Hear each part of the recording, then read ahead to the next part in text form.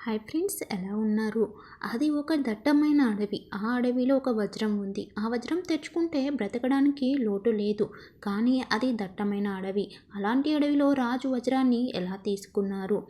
అడవిలో వెళ్ళడానికి దారి కూడా లేదు. కాబట్టి రాజు స్పైడర్ మ్యాన్ లాగా అన్నీ ఏర్పాటు చేసుకొని, రాజు కళ్ళల్లో వజ్రాన్ని ఆకర్షించే పవర్ కూడా ఉంది.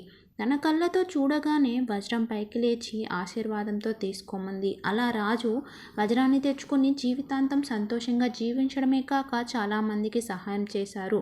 నీతి: మనలో మనకి తెలియని పవర్ ఆఫ్ వెపన్స్ ఉంటాయి. వాటిని గుర్తిస్తే జీవితాంతం ఇలా వజ్రం తెచ్చుకొని అమ్ముకొని తినేలా సంతోషంగా ఉంటుంది. అలాగే వజ్రము మనకి జీవితానికి చాలా వెలుగును కూడా ఇస్తుంది.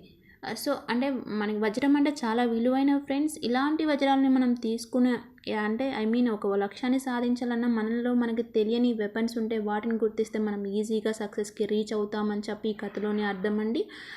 మీకు కన్నా నా వీడియోస్ నచ్చుతుంటే లైక్ చేయండి, షేర్ చేయండి. మరిన్ని ఇలాంటి వీడియోస్ కోసం మీ అభిప్రాయాన్ని కామెంట్లో తెలపండి ఫ్రెండ్స్.